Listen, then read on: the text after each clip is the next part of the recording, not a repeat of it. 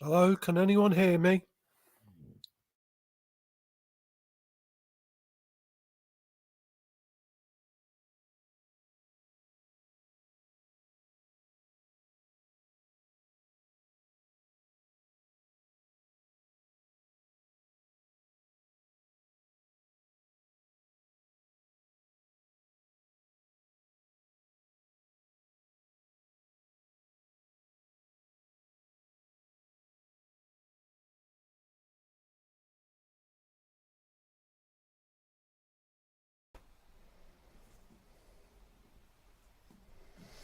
Hello and welcome to Autistic Radio, here every Sunday with the Facebook page that Harry creates. He has a page here at Autistic Radio which only has the good stuff, none of the big arguments, none of the negative stuff that we experience out there in the world of social media.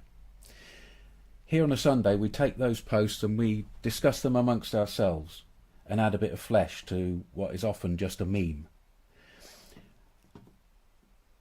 The first one that Harry has shared is from Play Therapy, and it says, when autistic people are studied but not heard, the harm is just rebranded.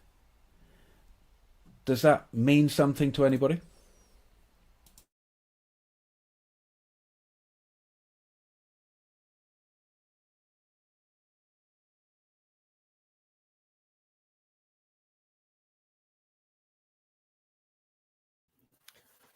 I'd like to think if you study something, you learn something.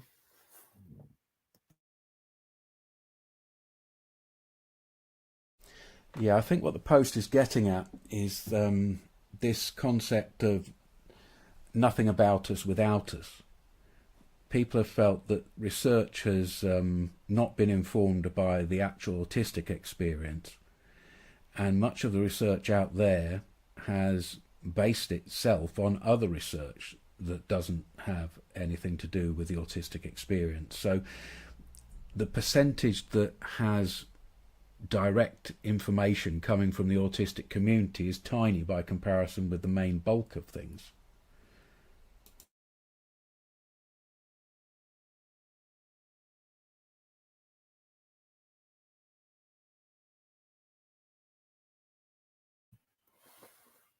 I took part in that University of Manchester study about a month ago. It was an hour being interviewed, and I sent them a really long email afterwards with some other stuff in. So I'm hoping that that has a positive impact.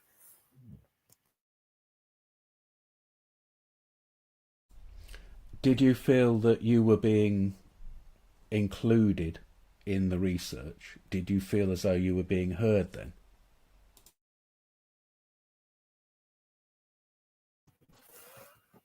The only thing was I got sent a list of questions, but there was a quarter of an hour pre-interview, and then they sent me some questions, and then they spoke to me for 45 minutes. And at the end of it, it was like, this interview will take 45 minutes, and I felt there was a lot because we didn't get through most of the questions, and that's why I sent a long email afterwards with sort of adding on and filling in some of the gaps, because I felt that if you've got a list of questions, you had to get through to the end.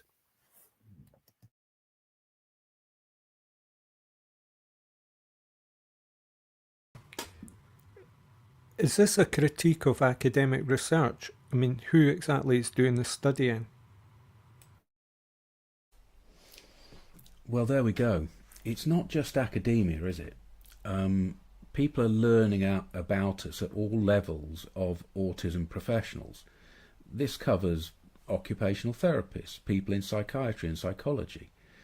There are studies about how to communicate with us as a group, or how to find us, or how to develop services for us.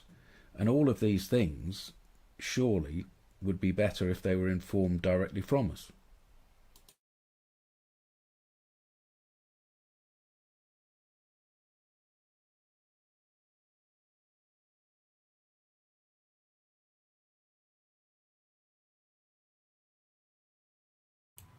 So is that relationship top-down, coming from, say, the government?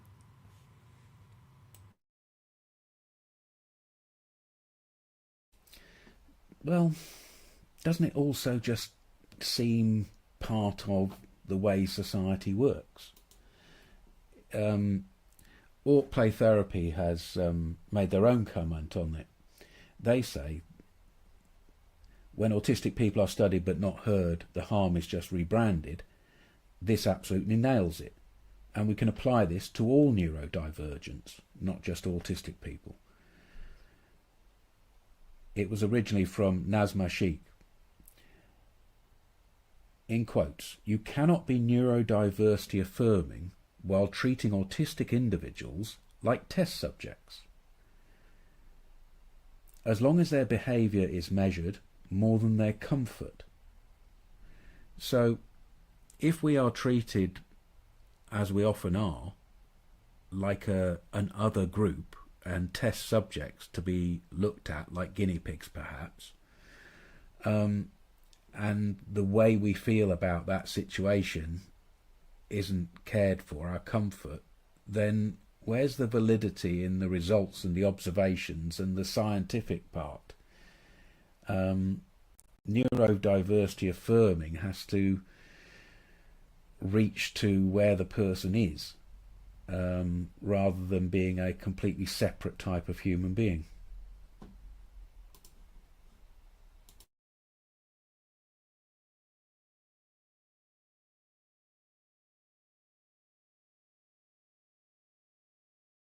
Yeah, I'm trying to figure out if that study aspect is applied to other minority groups.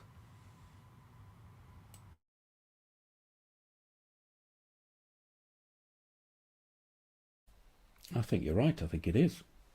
I think there is a real hierarchy about who is a professional and who is the subject. And that happens when people are doing large pieces of research, but also when they're doing small pieces of investigation to do with their own immediate profession.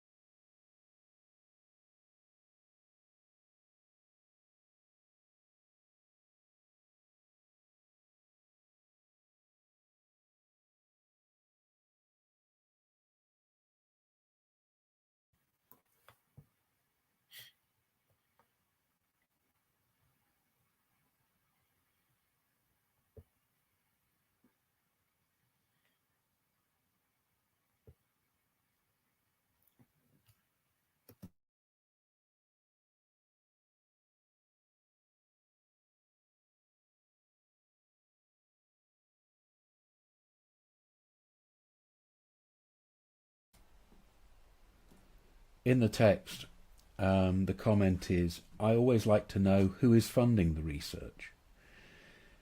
And it does appear that the results of research and what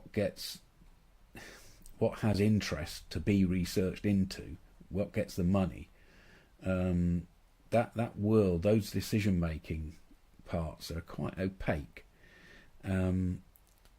The things that we might actually benefit from aren't necessarily the things that get the funding.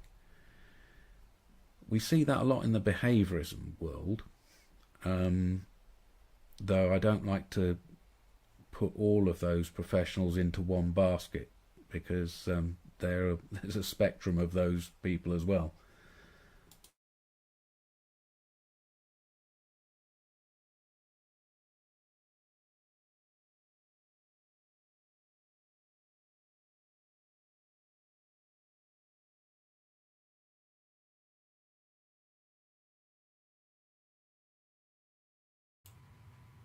Yeah, I was thinking there is a commercial interest, but there might be charitable concerns or offerings being made. You know, these multi-millionaires or multi-billionaires who seem to spread their cash around for certain projects, and whether or not that's okay or not is another matter. But there's charitable donation, isn't there, in research?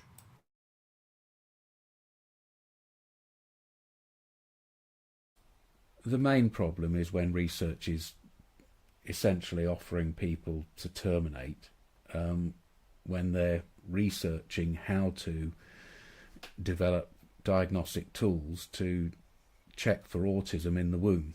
And many people, if they were given the idea of their child being born with autism, and autism carrying such a wide experience of humanity, so that would frighten some people into believing that they are not able to cope with a child that had challenges bigger than they could cope with, and that might lead them to us into a situation where we're constantly reducing and refining the autistic genes out of the diversity, and we need diversity to be a strong race.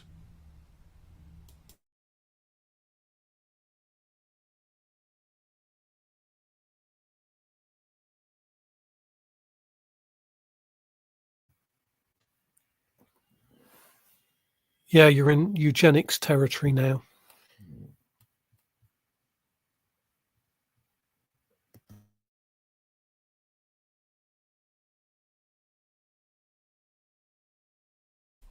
Well, before we get too deep, let's move on to the next post. It's an author with a book, Choo Choo Choo, I Can Do It Too. It's an alternative take on children's milestones, aimed at the autistic community. It's a big thank you to Lisa for sending me a copy of the book, Choo Choo Choo, in the post for me to read, review on my pages. Lisa's written several children's books. She's a mum to 2 children, loves to share her parenting experiences. The book is beautifully illustrated, a glossy front cover, and colours throughout. It captures the very essence of the challenges and problems that parents and neurodivergent children experience. This time, Lisa tackles the sometimes harmful narrative of reaching milestones at a certain age, the dangers of comparing neurodivergent to those who are not. I think we have stories about different milestones that we did or didn't reach at different ages, didn't we?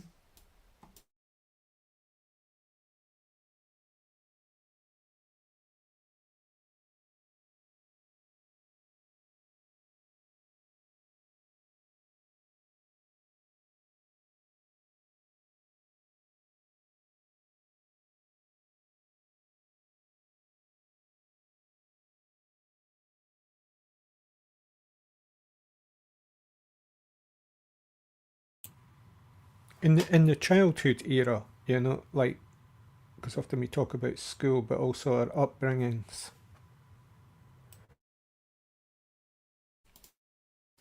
Yeah, milestones are often stressful for parents. They have a child and the health visitors speaking about when did they first know 10 words, when did they first lift themselves up onto their knees by their fingers, you know, all these kind of things. And autistic kids have a very atypical profile. They can often be so-called delayed in certain formative skills and very ahead in others. They can perhaps not speak for a long time and then suddenly come out in sentences. I think we've spoken about this before.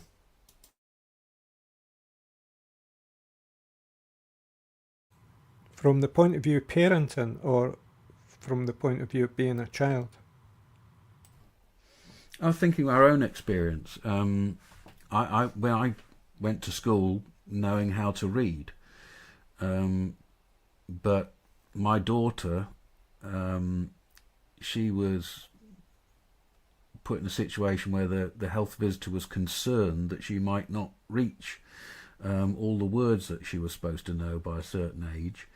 And as parents, we tutored our young daughter to make sure that we didn't have that issue coming, because we didn't want interference from outside sources.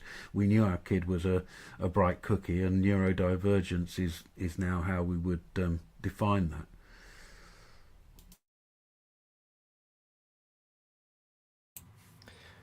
Now I'm getting what's called semantic satiation, looking at the word milestone. The more I look at it, the less it means. But I'm thinking about its original meaning of the milestone, the stone placed to mark a mile. Is that what's going on in a milestone? Is it an achievement? I'm just trying to relate to these terms here.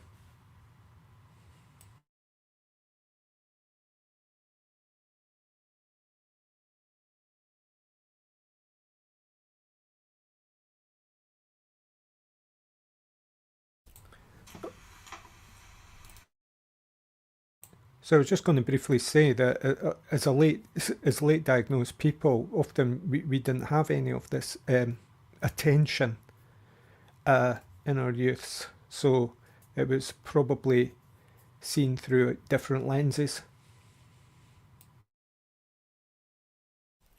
Yeah, and possibly nowadays there's much more attention on these things. They get noticed more, they're looked for. It's a different world. The post continues to say that the book uses the analogy of a train and reaching station platforms to capture the child's imagination. Lisa maps out her own son's development trajectory, which may be different, but shows that the child will do it all the same, but when ready to do so, because it's not a race. Lisa in the book covers talking, potty training, drinking out of a cup, walking and playing, and shows how important it is for society to accept and embrace those who develop and progress in their own unique way.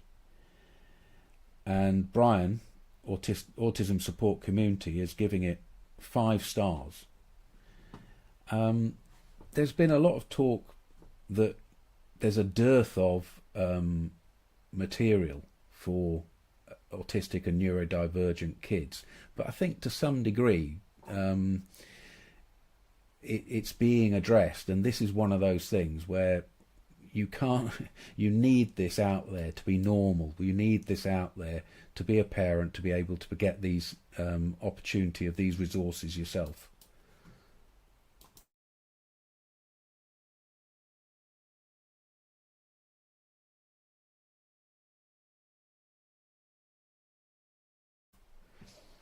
Hi, Harry. We're on the second post of the day.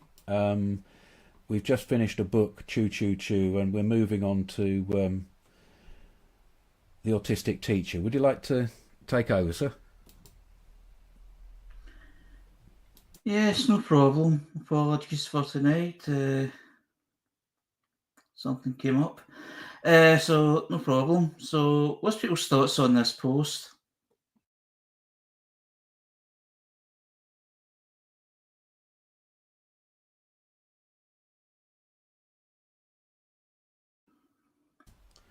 I'll read the post. It's autism is often associated with traits that are seen on the outside with little recognition of understanding of what is happening on the inside.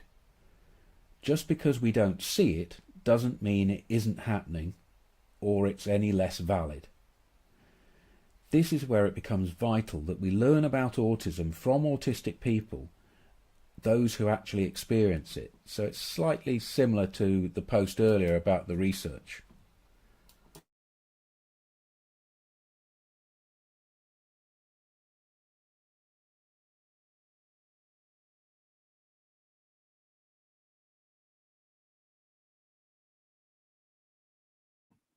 Just checking, can you hear me? Perfect. Okay, Harry. Yes, what I'll do is I'll just read that one again. We'll just get going if that's fine.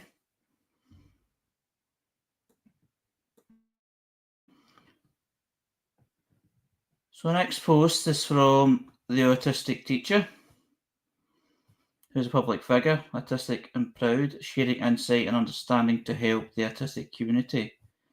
And they've shared the following. Autism is often associated with traits that are seen on the outside with little recognition or understanding of what is happening on the inside. Just because we don't see it doesn't mean it isn't happening or any less valid. This is where it becomes vital that we learn about autism from autistic people, those who actually experience it. What's Phil's thoughts? Can someone explain to me what is going on the inside?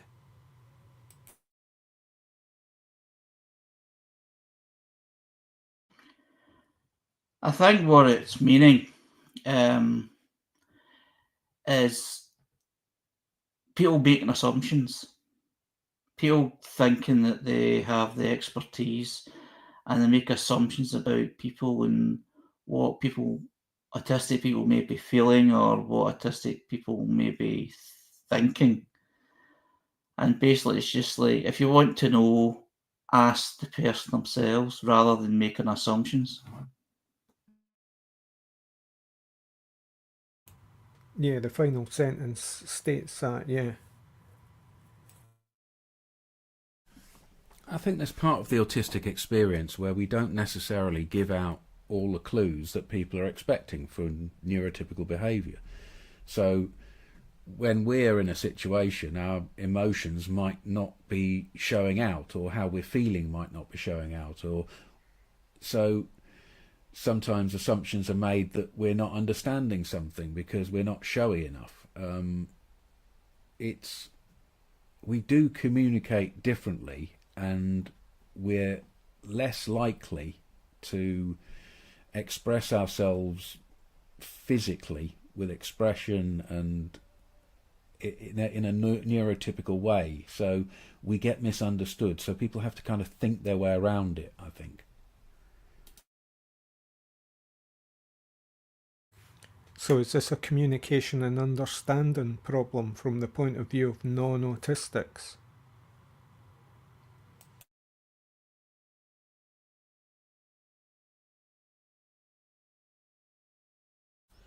I think it's a plea to say that it would be easy to make assumptions, but if you've actually spoke to the person or looked into how the person was really feeling, you would be surprised. Robbie has put in the text, people may be only seeing the behaviour and not the overwhelm that the person's experienced. We talked earlier about people assuming that people were in a meltdown and violent and needed restraining, when actually, they could be dealing with the difficulty of the person. It's not necessarily a violent outburst. It's a frustration that can be dealt with differently. Do we know what's going on the inside of a non-autistic person?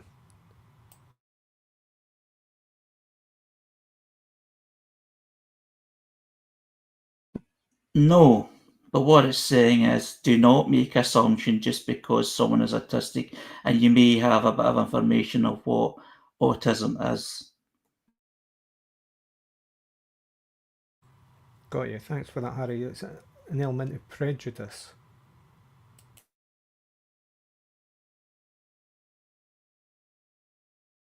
Well, there's always this thing, isn't there, that if you're in a very large group, like a 90% of the population, you feel as though that other person acts and behaves in a way very similar to you, so you know what's going on within them. But if you're part of a very small group, the majority is going to make assumptions about you that are inappropriate because you are in a small group that's different.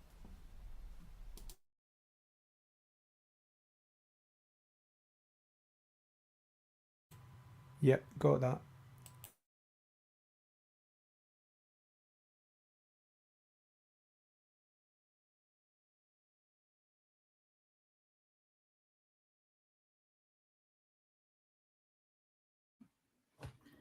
The next post is from Autism Together, which is a charity organisation and is one of the leading providers of autism services and support in the UK. And what they've shared is the following. It says, congratulations to Chris, one of the people we support on our Pathway to Work scheme, who is really thriving in his placement. Chris has been working at Make It Happen Birkenhead since 2024. Make It Happen is a world-based organisation which provides community venues for anyone to use, be involved in and benefit from, including a pay-as-you-feel shop, a heavily discounted social supermarket, and vibrant village, a place for people to run community activities, workshops and meetings.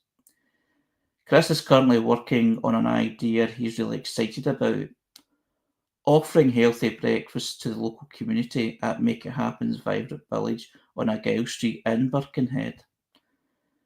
With encouragement and planning and support from his fellow volunteer Lorna and his staff colleagues, he's hoping to lead his first ever session this Friday. What fantastic co-production and action, and a real leap forward for Chris in terms of his confidence and skills. What's your thoughts on this post?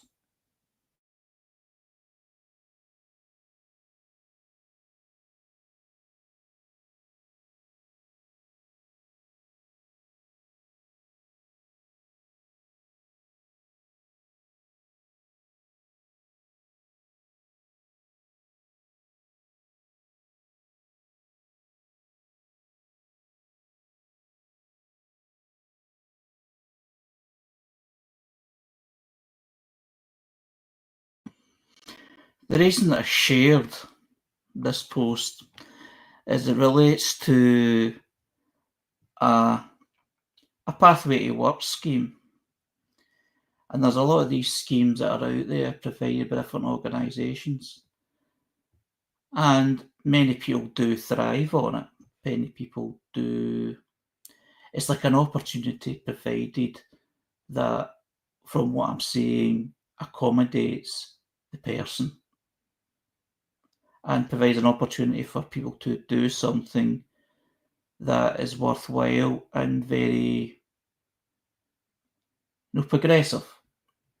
Not just something that is just something to do to pass the time, but something that's progressive and something that can give the confidence for you to feel that you're able to do something and something that you can work on, as well as meeting new people, be in the right environment, and just the confidence kind of really thriving on that.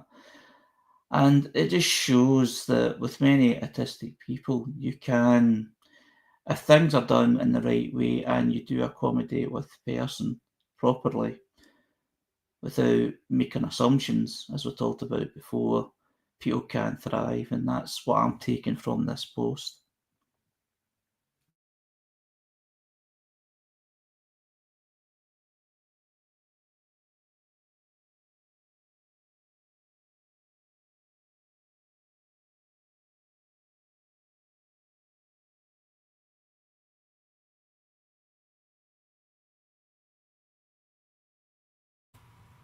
So that's a general community hub. I would just try to draw out the different organisations involved here. So Autism Together. I really like their logo, although, hugging. But the community hub looks quite active. So it's networking, eh?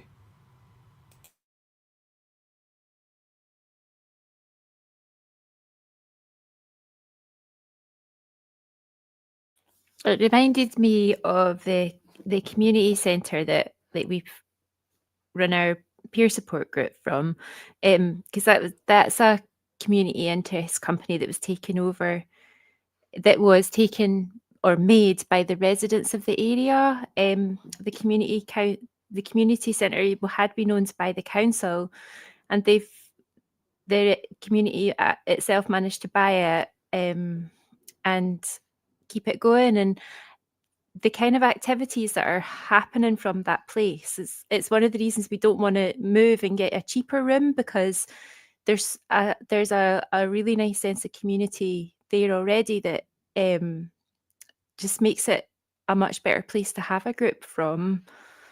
They've got like a bike library and a bike repair a community bike shed and things like that there, as well as so many different groups that they host, and citizens' advice and stuff like that. It's pretty cool.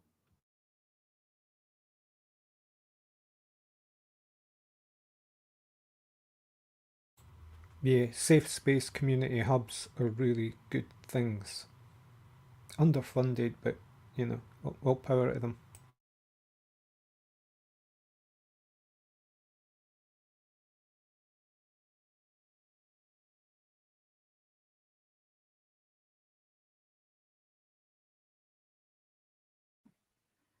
The next post is from Panda, which is a charity organisation, and Panda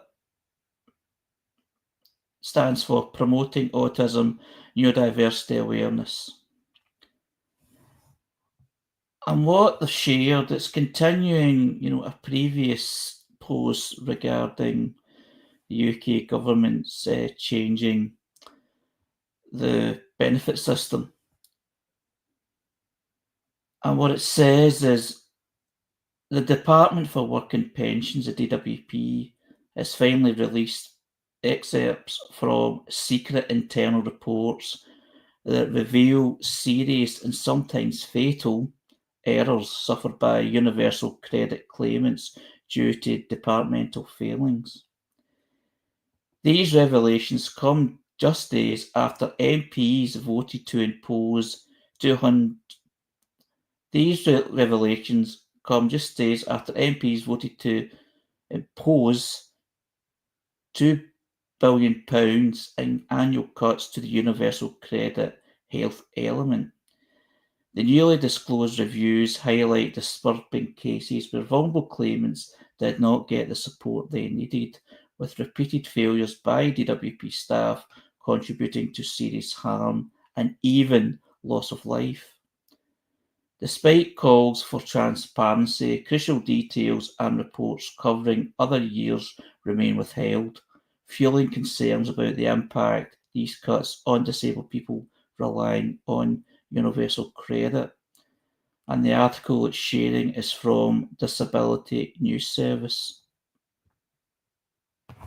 What's people's thoughts on this? As we have discussed this issue before because it's ongoing.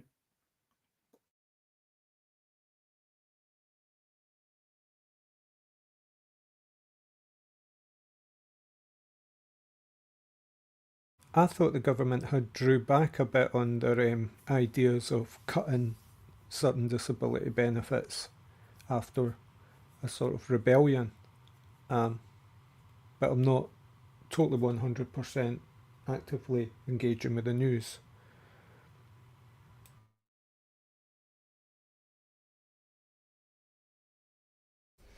I think one of the impressions that's been given in the mainstream media is that there was a rebellion in Parliament and a lot of the worst parts of the cuts have been reduced or removed. But it's still creating a two-tier system whereby people who have already found themselves disabled and claiming will have a continuance of their situation in many cases, whereas people in exactly the same situation who are new claimants, who become newly disabled through accident or old age or through being born, these people won't have the same rights. There's going to be a two-tier system that doesn't fit with my sense of what a fair society is.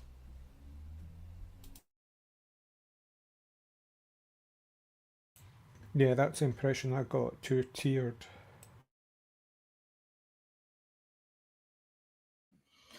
Well, it says a lot when the UK Prime Minister Keir Starmer is getting nicknamed two-tier Keir.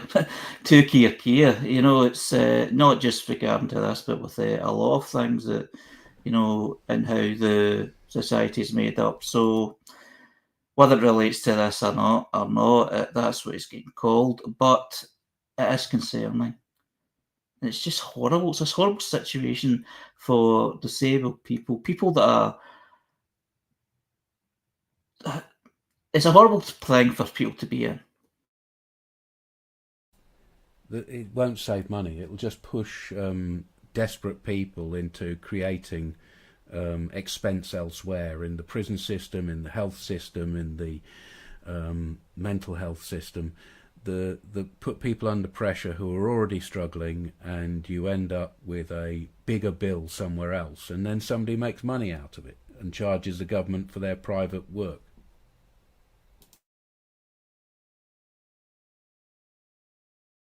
They keep pushing about it being about getting people into work, but there's no more extra jobs. And if you lose your benefits and then lose your transport for it, then how do you get these jobs?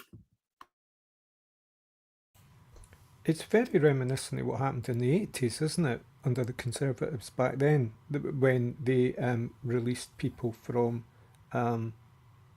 mental health centres and institutions, and there just ended up being a lot of homelessness and street living. And I'm concerned that we're following a thing that might have been going on for quite a while now in the USA, and it's horrifying what that's leading to.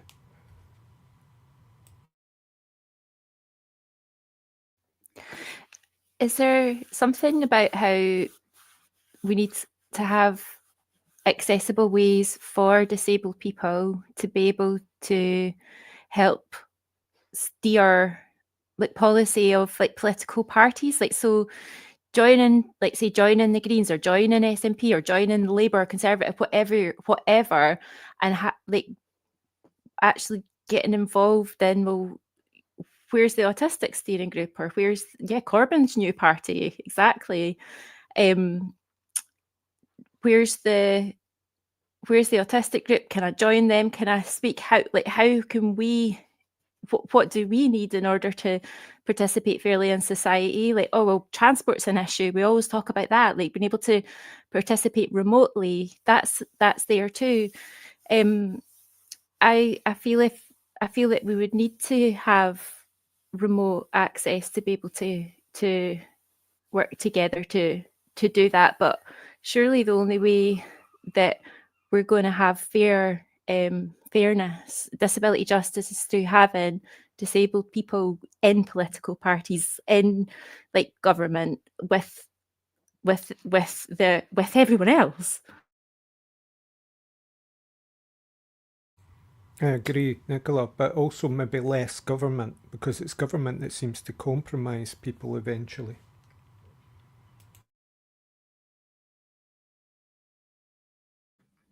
I'm going to read a bit of the article that it's been shared. It's been touched on in the post by Panda, but just to help the discussion we've got just now, that we're having just now. The Department of Work and Pensions, DWP, have finally released excess of secret reports that show how its errors contributed to the deaths of universal UC claimants just days after MPs voted for £2 billion year cuts to the universal credit health element. The Disability News Service, DNS, has been trying to secure the release of the information for DWP since November 2023, with the case eventually reaching the Information Rights Tribunal. The DWP had to promise the tribunal that the information was intended for future publication, but it then waited to release it until MPs voted it through the Universal Credit Bill. And even then, it only released part of this information. So the information released, all from secret internal processes reviews, completed by DWP in 22-23, shows that there were 25 cases of serious harm or even death, involving universal credit, in which a civil servant identified learning for the department. This information was held back from the public and MPs, even though there are serious concerns that the Universal Credit Bill will increase the number of disabled people who are subject to strict conditions in exchange for their out-of-work benefits. And it says that many disabled campaigners say it's also unclear what will happen to the protection currently provided by the substantial risk criteria, which over the last 3 decades had protected countless disabled people at risk of suicide and other harm if found fit for work or work-related activity. The IPR extracts reveal repeated and serious failings by the DWP staff in the lead up to serious harm caused to disabled claimants and even deaths. Information from 2020, 21 and 21 to 22 and 23 to 24 has yet to be released by the DWP. And amongst the 22-23 reviews, one IPR found that customers had difficulty accessing the online Universal Credit Journal, but messages were still communicated via this channel. And it goes on in other great details about the difficulties of what's just been described already. So it's just showing a system that's in place that's it's not working for people. And it's causing serious harm. And it's causing even death, according to this article. And to Panda, who's sharing the article, so the feeling of it's not just harming, it's actually killing, which is very, very, it's a brutal message saying of what the current system is actually doing to people and how the effects or the deadly, fatal effects it's having.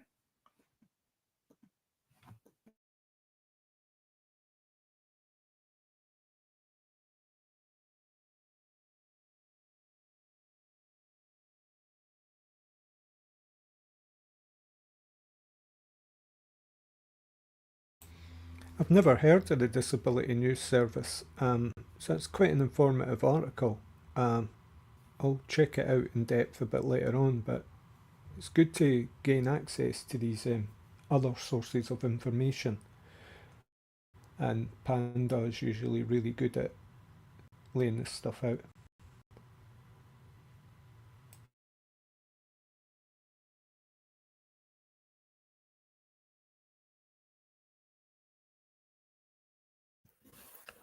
I've had too many issues with the DWP, so I'm not going into it.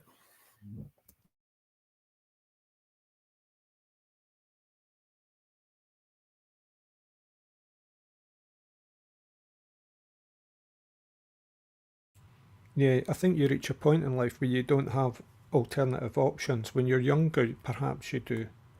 You can say, to hell with this, I'm off, I'm going to support myself somehow. But as you get a bit older, that can prove a bit more difficult.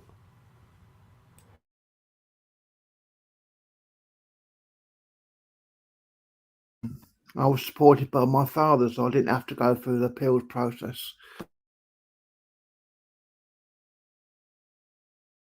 Yeah, I've got experience with DWP for over the years. Some very good, some not very good. In fairness to all I've had mostly positive experience, which I feel lucky for. I mean, I'm currently a universal credit claimant in the work-related activity, and I even had a work-related interview just recently.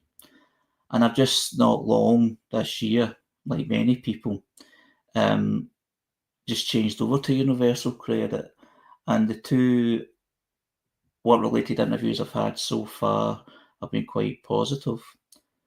And without getting into too much, obviously, personal, what's happened so far is one was the introductory, just to kind of basically, put your mind at ease, which I felt I was, even though obviously there's all this worry until you actually see the person, speak to them, because you never know who you're going to speak to and how they're going to approach the thing, the interview or whatever you want to call it. And the people that I've seen so far are very sympathetic and supportive. And the last one that I had, I was meant to actually see a work coach, but unfortunately she wasn't available that day, so that's been put off until October. And I was just getting explained again what was happening, because I did ask, like, just to keep me right, what actually is the process and what should I be thinking in advance so that I'm prepared. And the person I was speaking to was very supportive. But the whole environment isn't great. You know, it's not very private. You know, you're sitting in an open plan place and you're hearing other people talk about their private business. You know, not great detail, but you're hearing bits here and there, and you hear people talking. And it's like, it doesn't seem fair to put people in that scenario, especially people with certain disabilities and in certain situations, because it's going to cause more harm than good, I think. But it was just putting it out there that, you know, I'm understanding of people's positions and how that some people's experience won't be that great, or will certainly be, you know, the other end of the so-called spectrum.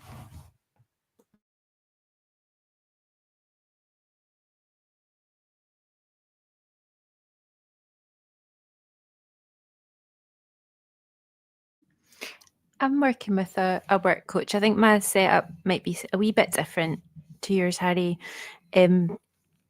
But I just meet with her kind of whenever I want to. And my goal is to try and have work from home, whether that's a remote job as an employee or self-employment.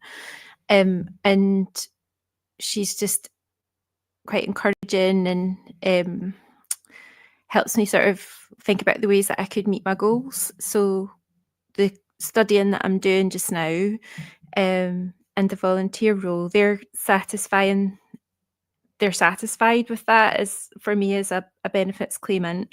And I feel like I'm genuinely kind of growing from it as well. Do you feel, Nicola, they've defined what work is at all?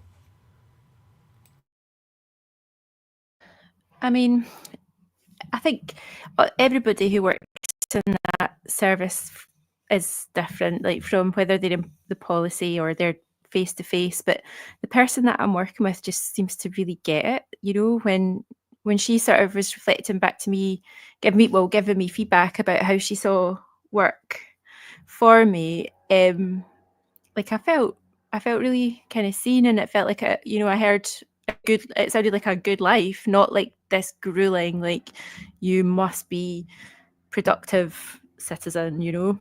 I think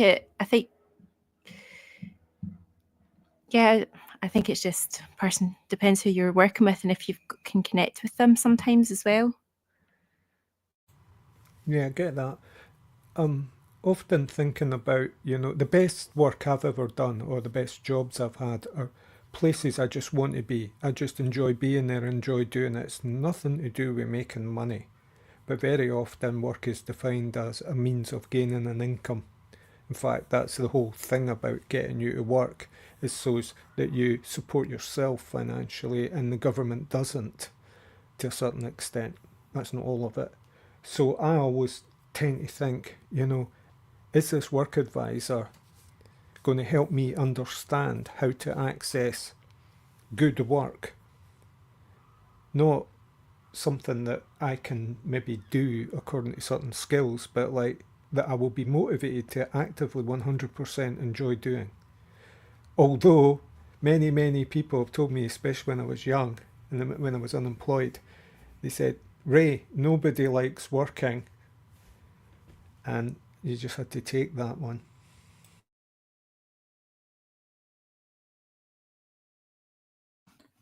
That sort of attitude does bother me. You know, that I know there's situations where people do have jobs and they don't particularly like the work, but they're doing it because they're doing it to survive. They're providing for a family, they're providing for young children. And it seems like an old-fashioned mindset, you know, thinking back at my parents and all that, the kind of work that they'd done, they didn't particularly enjoy it, certainly, mostly, but they just, grafted away because they were providing for their family and, surviving. But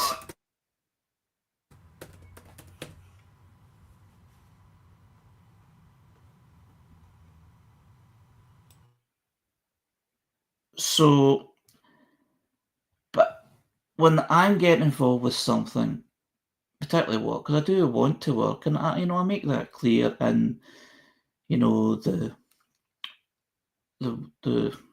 obviously the universal credit, and before it was employment support allowance, work-related activity, I do it, but it's got to be progressive. It's got to be, I don't want to make it sound, it's got to suit me, even though I am saying that. I've got to say, what I say is, if I go into work, I want it to be progressive and be part of something, so it's not wasting anybody's time, and then I become unwell and then end up kind of having to leave and then falling back into, basically going backwards. It's like, it's not about the work being enjoyable, although, yes, of course, I want it to be, but it's about being progressive, and because you've got that would say, incentive to do so. But it has been said, of course, the other side of it is, of course, the financial side and the benefits trap, where going into work makes you financially worse off, which is a problem which the UK certainly has, and not just that, it's just like the lack of jobs anyway, the lack of suitable jobs, and the pressure that employers are under, for them to get, the workforce in, to build the workforce, and how to accommodate different people, because there's just no mechanisms for employers to even be able to do what they, that they may want to do. They've got their own pressure. So it's the whole system thing. It's a whole mentality thing, as we're just talking about.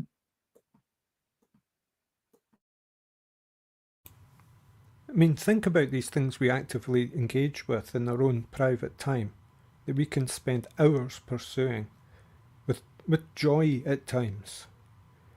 And of course we can lose interest even in our own passions, but very often we're inclined towards it.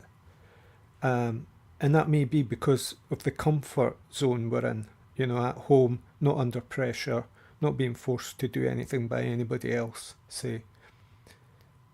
And to get that experience from work, you're very lucky if you can discover that at times. But I'm not wanting to say it's an impossible dream, it's like it should be absolutely fundamental at times.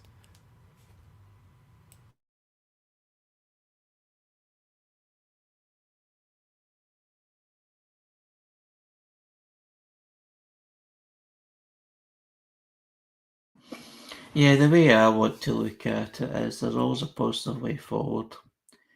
I mean, I've done a lot of voluntary work, and a lot of the voluntary work that I have done, people are in paid positions to do basically the same sort of thing in many ways. So it's certainly possible to do what I've been doing, as paid work. I mean, the example is, and even though this wasn't paid, the example was, being involved in Oxfam. And even though it was voluntary, it's like doing that sort of work that was expected of you, because that's what you applied for, and that's what I did. And what it was finance and administration. But it took me a while to actually get used to it. It's the hustle and bustle of working in a busy charity shop, and getting used to how the environment is. And it wasn't really my thing in most instances, because I'd rather be on my own doing something rather than being in this busy room where it's hustle and bustle and a lot of things are happening. And sometimes you need to get away from the work that you're doing to help people out, because you're in a back room with a computer doing the work that I was doing, but it's a back room with people donating stuff, and you help out as well. But then again, I was involved in permitted work, and which was funded by the Scottish Government, and it was a Stratikis University through the Autism Network Scotland, and it was doing admin there as well, which was mostly database work, and then it was kind of doing bits and pieces. It was like a year kind of internship. The 6 months of it was database work, and the second was gone into another department and helping out with bits and bobs, but a lot of it was general administration stuff that I was used to, like filing, etc. Even then, I had its own challenges, but they did provide a desk on my own and a booth away from the main open office that I had, to get away from the noise so it could help me concentrate. So there are ways that can be done and ways forward. And anytime I go to these work-related interviews, not all the time, but when it goes into discussion, the kind of permitted work thing is probably the best way forward for me to get into work again. The part-time thing, and then stepping up through that, because it's a kind of gradual journey. You've reminded me of filing jobs, Harry. Some of the most soul-destroying moments in my life. But I enjoyed filing because, in the way I look at it, in a world of chaos, it's like I've got this wee corner where something needs to be put in order. I enjoy putting things in order, like these files are in the wrong place, or these files aren't in any place, and you're putting them in order to make it easier for the system that you're working within, and it makes it easier for everybody. It just feels like you're problem solving, you're making things a little bit better. Even if it's just a minor thing in the grand scheme of things, it's still making something better, and it's very good for your well-being, well, for my well-being anyway, knowing that I'm making something better for others within a team. Oh yeah, once they computerised it and gave me a desk, it was good, but the ones I did where I was just on my feet all day with piles of stuff, just putting it into shelves where they weren't fitting after a while, cutting my fingers, arg, poor me.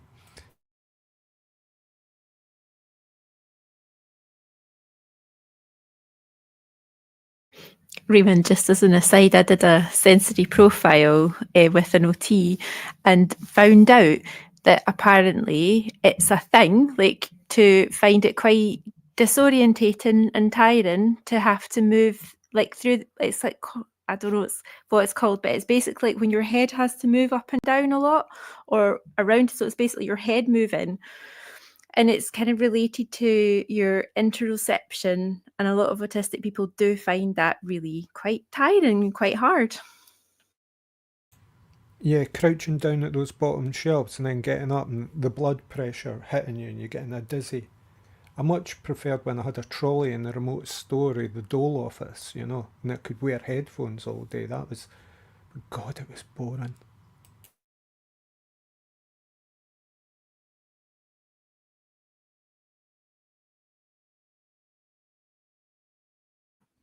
Just going back to the post itself, because obviously we're down a kind of rabbit hole regarding, preferred work and how certain work can be certainly, it's a certainly positive step forward.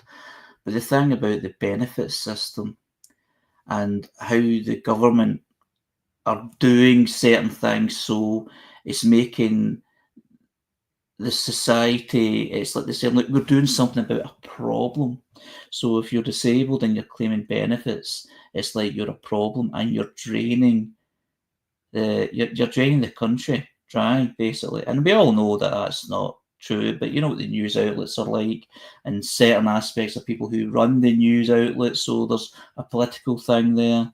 Blame the people in benefits, don't blame the billionaires and millionaires that don't pay tax, or find ways of not paying basically anything. That's why they're millionaires and billionaires. But it's that guilt thing people have, which is very damaging, and that's why it leads to people, being very ill, or even, death, is because the way people are made to feel. You are worthless, you are a nuisance, you are draining society, you should be out providing for the country, the community, and you're not. All you're doing is take. And I used to feel terrible, because for many years I've been on benefits. It's like, my siblings, my parents, friends, a lot of people I know, especially when you get to your 40s and the people actually, they've been working for such a long time. They're telling you certain things, certain stories, and their general opinions about people on benefits. But then when they say something, then I kind of sort of correct them. It's like, no, I don't mean you. I mean other people. It's that sort of kind of attitude towards, and it just really gets to me, and that's why articles which is being shared, from the Disability News Service, that was shared from Panda, is very important, for people to, to help people not to feel bad about yourself. You're just within a system that isn't workable, but people are trying to force it. The government are trying to force it to work. So, and it's been said by people already, they're saying we're trying to get people into work, but it has been said is there's not actually any work out there. It's basically looking to save money. And if people are put on a certain category and it saves money in their head, or they're saying to the general public, so to speak, that they're saving money, and put it in a sort of target, or present it in a way that they're making progress, but they're causing harm elsewhere, but they don't say that. It's just a kind of trap that you're stuck under, and it's very unfortunate. Not more than very unfortunate, but it's just very infuriating. And it's good to know there is campaigns out there that are fighting against this, including disability campaign groups, charities, and things like unions, etc. So, there is support out there, but it just shows you what you're up against.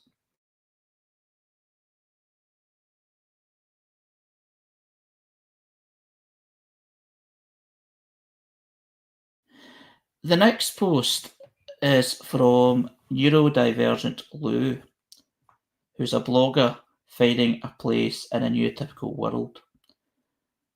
And what Neurodivergent Lou does is generally share presentations, about certain things in great detail. And what presentation they've shared is about ways autistic attempts at connections are misunderstood. So I won't make contact in case it is painful or uncomfortable to you, and it can be interpreted as being disinterested, suspicious, or rude. A need for deep and meaningful conversation rather than small talk could be interpreted as being overly serious and too much. Sharing a relatable story to show that we care can be interpreted as being selfish and not caring about the other person that you're talking to. A need to ask clarifying questions to check we have correctly understood, which can be interpreted as always needing to be right or not trusting the other person. Providing structure and routine in our own lives and as part of a relationship, friendship, sometimes interpreted as being controlling or always needing to be in charge. Expressing care through practical tasks or acts of service can be interpreted as being cold and not caring about the emotional side of things. So all of these things that are being shared as examples of how the autistic people can be misunderstood when just trying to do things the right way, but can be misunderstood as being selfish, basically, and uncaring, which many people do experience. So what's people's thoughts on that particular presentation?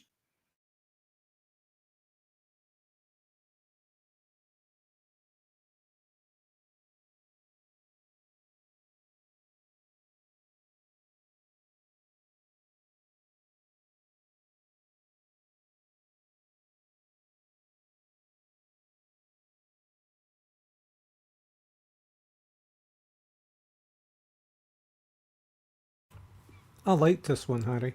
I'm still digesting elements there. There was one of them that triggered me, but I'm finding it hard to recall it now.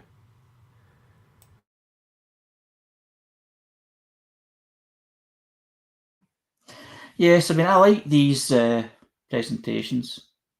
But sometimes when you're reading it out live, and sharing with other people, it's a lot to digest while reading, and obviously it's a lot to digest, of course, while, listening and reading. But while reading it, it just makes a lot of sense. And I can relate to it in many ways, and how I've approached certain things, and how people have sometimes, not all the time in fairness, have misunderstood. Basically, when I've done some of these things with people and do it the same ways that have just been demonstrated, some people think I'm making things about me. Like if someone talks to me or comes to me with an issue, I may talk about an issue that I've been through and how I overcame it. And then they might think, well, I'm talking about me, I'm not talking about you. And it just seems like you're taking over. And it's like you're making it about you. And we know that this kind of society is like, it's like if you kind of share things about yourself, people are saying, oh, it's all poor you, poor you. And it's not, it's just like a way of, it's a way of understanding and a way of looking forward. And we do it all the time. Well, I certainly do it all the time, and it can be taken the wrong way, and it can impact a friendship, relationship, or just a sort of someone that you know as an acquaintance, and they might think, well, I don't want to deal with them because all they do is talk about themselves and make things more complicated than it should be. It's just that sort of understanding, the misunderstanding, so to speak.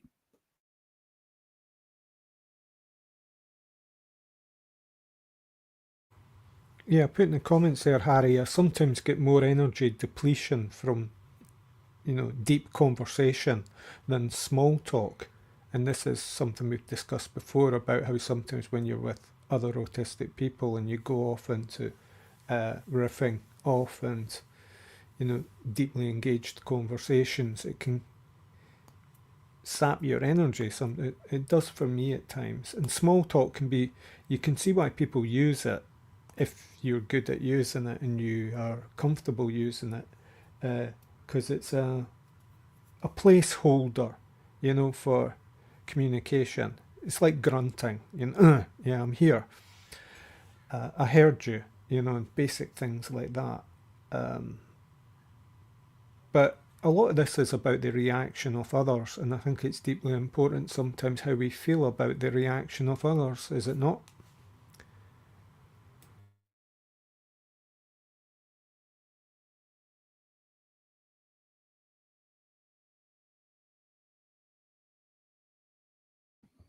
Yeah, absolutely. I mean, I have felt that.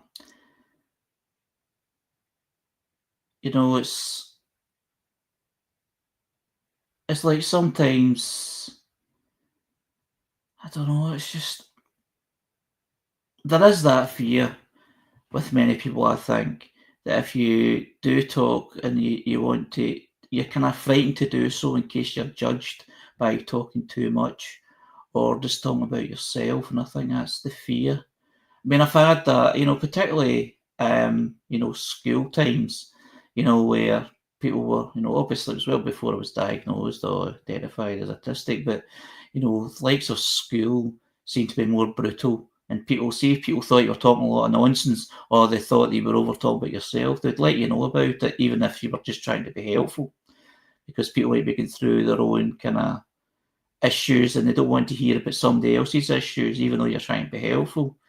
But there is that fear of, especially if you don't know the person, which might prevent you doing it, at all, is like you'll be judged and brutally judged. And that sort of rejection can hit pretty hard.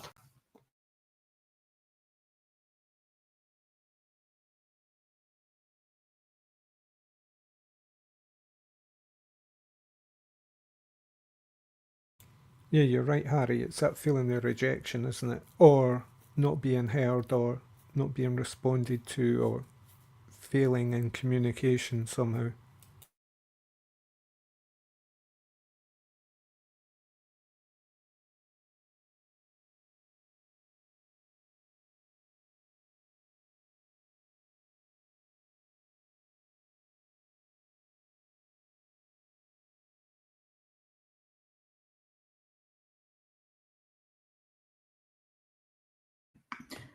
The next post is from Mohammed Autism Journey, who's a digital creator.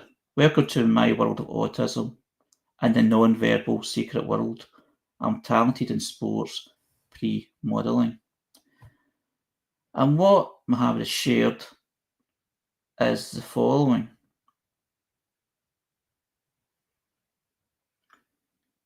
Vaccines don't cause autism. Autism is a spectrum. Autism is not preventable or curable because it is not a disease. Autistic people pay taxes. Autistic people go on dates and get married and have children. Autistic people work and thrive across all industries. They are doctors, scientists, teachers, artists, musicians, entrepreneurs, company executives, athletes, actors, and everything in between. And in case anyone forgot, they are neighbours, co-workers, friends, and family. What's people's thoughts?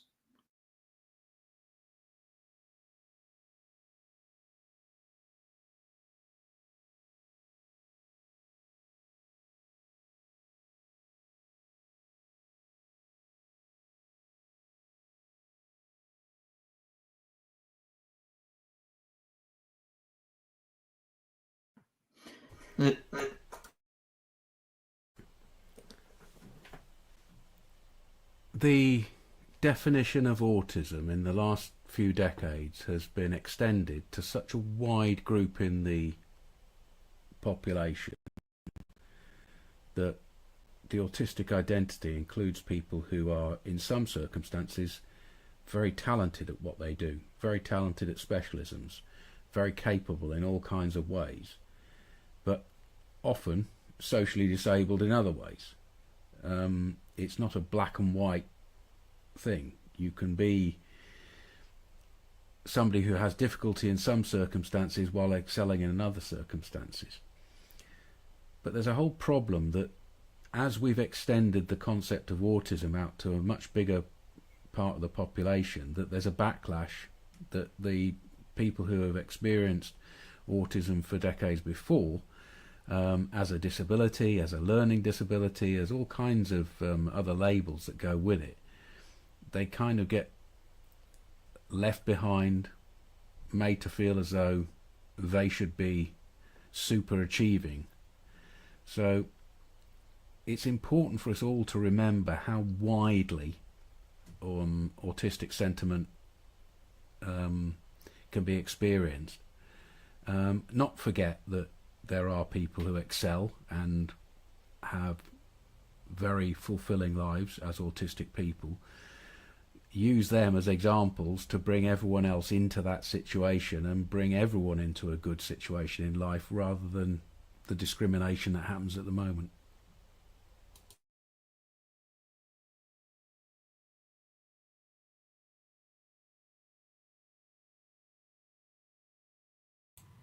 Are we happy with the idea that autism is a condition? Because when I think about it like that, I think about conditions as almost relationships. And for me, autism is a relationship. It's a way of relating. And in that way, it can be quite open.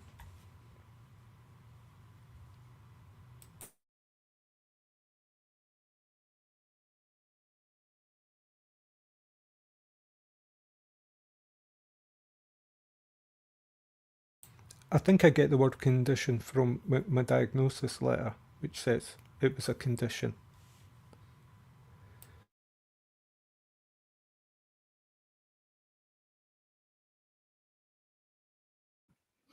I think the word condition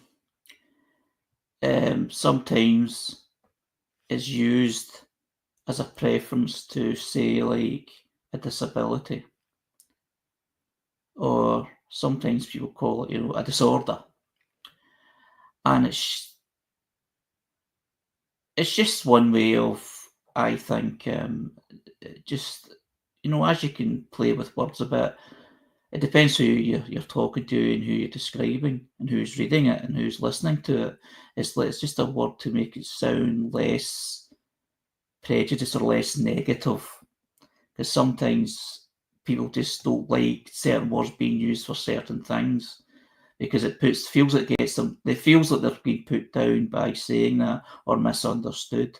But then again, other people do prefer that because they say, this is what I am. It's all preference. Yeah, my diagnosis letter said ASD, autism spectrum disorder, and I really don't like disorder.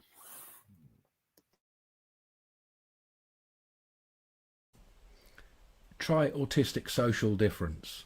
Let's get that being used instead. Autistic social difference.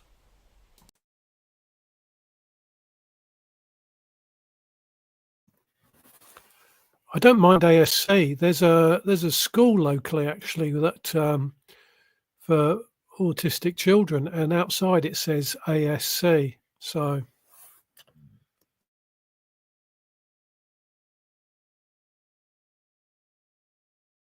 Is that meaning condition?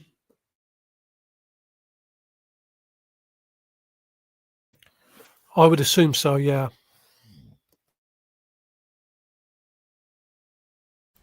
Yeah, but condition comes from the same area as disease. We're really needing to move away from some of these negative terminologies. So condition is, in most people's mind, akin to a disease.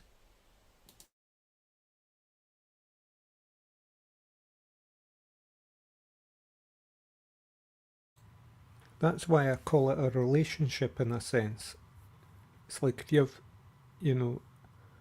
a health condition, sometimes the best way is to relate to that, to see it as a relationship that you're having with your body and your life, rather than trying to cure it by dosing yourself, say, with suggested chemicals. You see what I mean?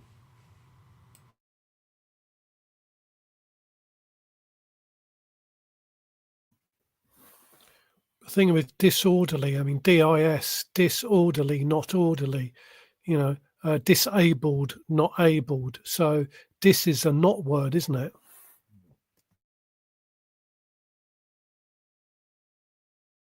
It's negative, like all the criteria for diagnosis.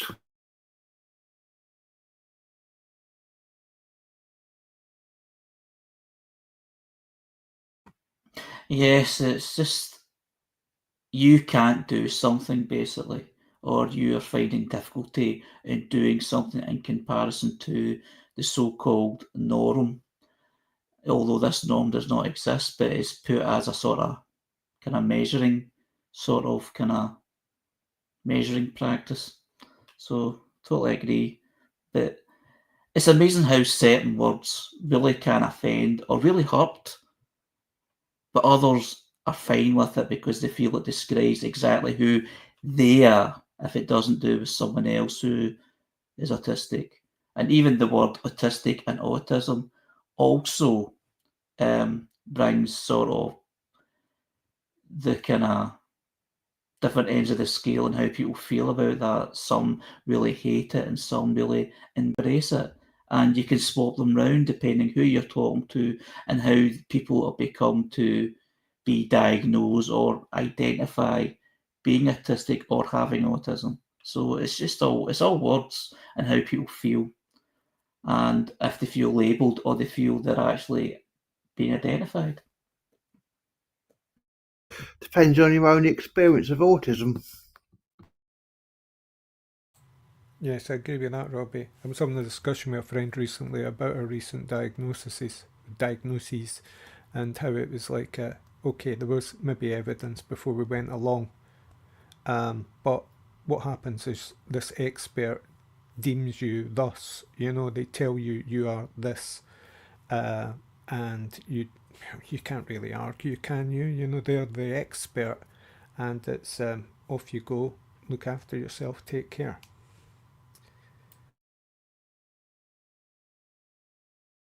the only real expert is the autistic person themselves and the people that know them, like friends and family.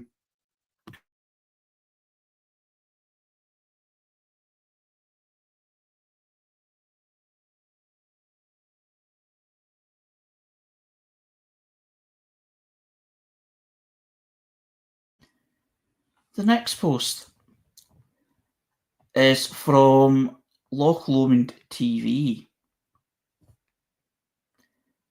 and also from Spectrum Coffee.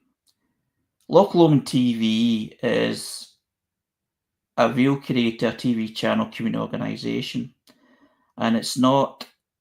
Loch Lomond TV is a not-for-profit community interest company creating opportunities for local people and promoting culture, community organisation services and business through locally produced TV content online and worldwide. And it's based in Western Bartonshire, Scotland. And what I've shared from Loch Lomond TV is they have a programme called Real People, who interview people in the local community who run businesses and local initiatives, etc. And it's like a 10-minute sort of interview as part of the programme. And what I've shared is Real People's interview with a woman called Angie Davis from Spectrum Coffee, which is a new initiative for Western Bartonshire, and it's been set up to give young school leavers with additional support needs, including autism, opportunities they would not have in life. However, they're having some hurdles at the moment to actually get up and running, and it actually isn't up and running yet. So Spectrum Coffee, it's a coffee shop and a cake shop, and it's going to be a CIC, and it's coming soon, and they're busy just setting up at the moment.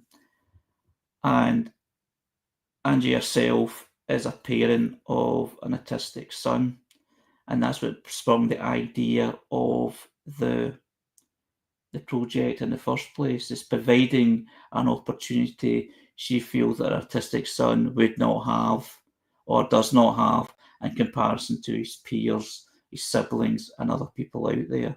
And as we've said, there doesn't seem to be things out there for anybody.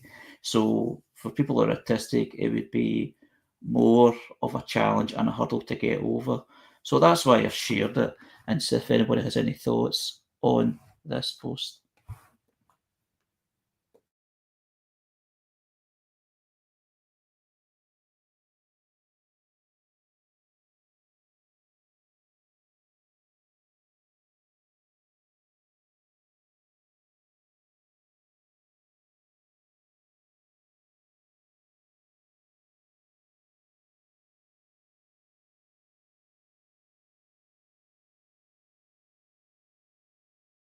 Do you have any experience yourself with Loch Lomond TV, Harry?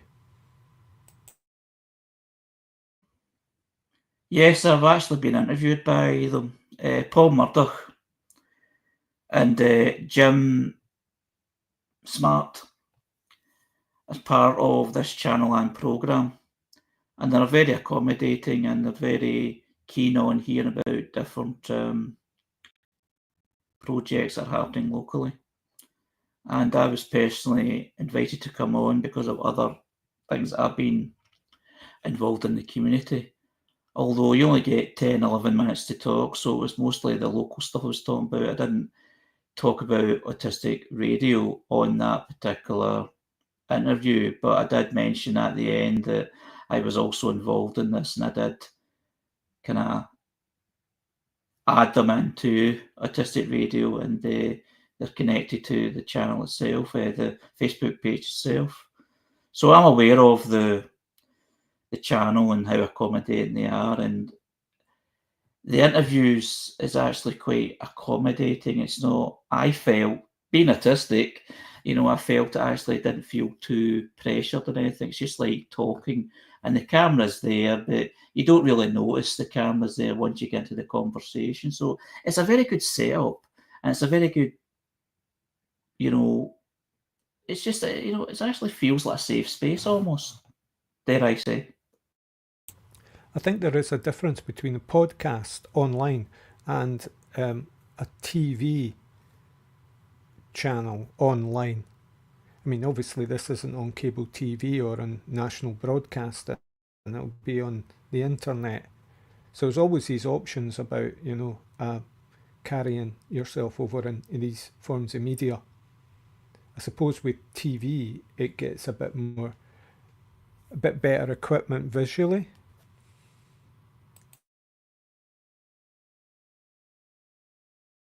I mean, the interesting thing is that my one hasn't been on yet, because they only did it, maybe about a month ago, and they've just started this new series, which I'm part of, and I don't know where down the line that I'm going to come on. So I'm intrigued. I'm not too nervous or anything, but I'm intrigued to see how I look, being like my mannerisms and how I speak, etc., in a TV viewing perspective, rather than the kind of audio kind of thing that I'm used to. So I'm interested to see how that goes.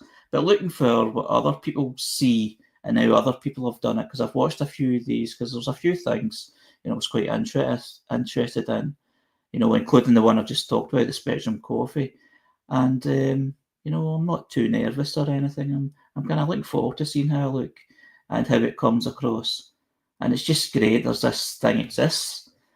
And, and because of Local Home and TV, I came across Spectrum Coffee. So it's amazing these platforms do kind of present an opportunity for people to talk about their projects. And I've did that with the Autistic Radio without actually having the programme on yet. So there may be opportunity for Autistic Radio in the future.